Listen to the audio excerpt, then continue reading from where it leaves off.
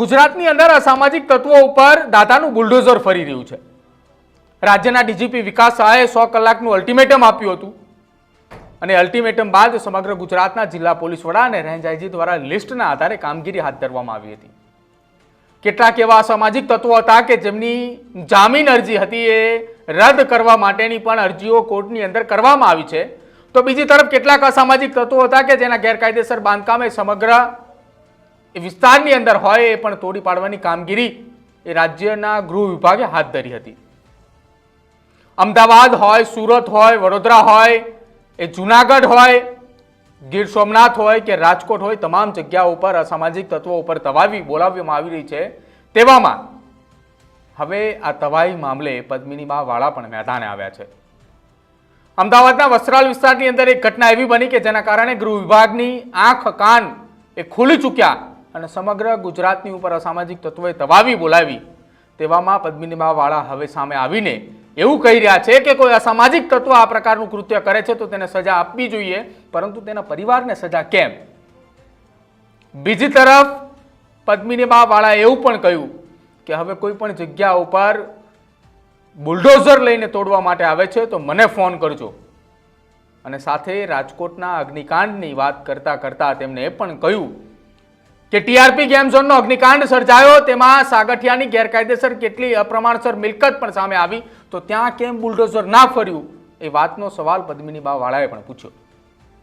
શું કહ્યું પદ્મિનીબા વાળાએ એ પણ સાંભળી લો। પહેલા માતાજી, હમણાં જ આપ સૌએ જોયેલું હશે કે આ ડિમોલેશનની જે કાર્યવાહી ચાલુ કરી છે અને એ પણ સાવ નબળા લોકો કે જે દરરોજનું કરીને દરરોજનું ખાતા હોય છે એ લોકોના ઘર પાડી દેવામાં આવે છે। તો થોડીક આ લોકોને શરમ આવી જોઈએ, આ સત્તાધીશોને। બરાબર, આજે વસ્ત્રાપુરનો જે બનાવ હતો તો જે પણ ગુનો કર્યો તો એને તમે આપ લોકો સજા આપો, એના પરિવારને શું કામ સજા આપો છો? અને નાના વર્ગોને દબાવીને આપ શું તાનાશાહી આપ લોકોની કરવા માંગો છો? આપ લોકોને એવું છે કે નાના વર્ગોને દબાવી અને લોકોમાં બીક પેસાવો છો આપ લોકો? જરાય નહીં, પબ્લિક સજાગ થઈ ગઈ છે। અને ખાસ કરીને ડિમોલેશન તો સાગઠિયાના ઘર ઉપર ફેરવવું જોઈએ, જેમાં કેટલા બધા લોકો મૃત્યુ પામ્યા, એવા તો કેટલા બધા નામ છે। અને જે હર્ષસંઘવીએ 50 લોકોનું જે લિસ્ટ ગુંડાઓનું બહાર પાડવાનું કહ્યું છે ને, એમાં લગભગ મોસ્ટ ઓફ તો 30 ગુંડાઓ તો બીજેપી પાર્ટીના જ નીકળશે। તો જે કેમ ભાઈ, ઘણા બધા એવા નામ છે કે જેને ઘણી બધી જમીનોના કૌભાંડમાં જેના નામ ખુલ્યા હતા પણ બીજેપી પાર્ટી સાથે બિલોંગ કરવાથી એના નામ છાવરી લેવામાં આવે છે। શું કામ ભાઈ? અને ખાસ કરીને ગુજરાતમાં ખુલ્લેઆમ દારૂ વેચાય છે, તો એ બુટલેગરોને આપ લોકોએ પકડ્યા, એની ઉપર કાયદેસર કાર્યવાહી કરી।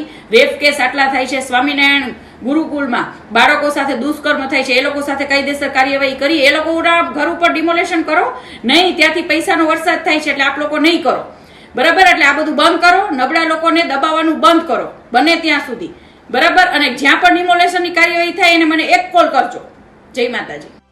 તો ગુજરાતની અંદર એક તરફ અસામાજિક તત્વો ઉપર તવાઈ બોલવાની કાર્યવાહી ચાલી રહી છે, તેવામાં હવે પદ્મિનીબા વાળાએ સોશિયલ મીડિયાના માધ્યમથી વિડીયો વાયરલ કરીને તેમને એક વાત મૂકી છે કે અસામાજિક તત્વોએ બેફામ બન્યા છે તો તેમની સજા તેમના પરિવારના સભ્યોને કેમ આપવામાં આવી રહી છે? જે અસામાજિક તત્વોના ગેરકાયદેસર બાંધકામ તૂટી રહ્યા છે, તેવામાં પદ્મિનીબા વાળાએ રાજકોટના ટીઆરપી ગેમ ઝોનની અંદર જે આખો અગ્નિકાંડ સર્જાયો હતો તેનો મુદ્દો ફરી એક વખત ઉઠાવ્યો અને તેમણે એ પણ કહ્યું કે સાગઠિયાના ઘર પર કેમ બુલડોઝર ના ફર્યું। અને તેમને એ પણ ચેલેન્જ આપી છે કે હવે આગામી સમયની અંદર કોઈ પણ જગ્યા ઉપર બુલડોઝર પહોંચે છે તો મને ફોન કરજો। તમારું શું માનવું છે પદ્મિનીબા વાળાની આ સોશિયલ મીડિયાના વિડીયો મારફતે આપેલી ચેલેન્જને લઈને? તે ખાસ અમારા કમેન્ટ સેક્શનની અંદર જરૂર જણાવજો। જોતા રહેજો ન્યૂઝરૂમ। નમસ્કાર।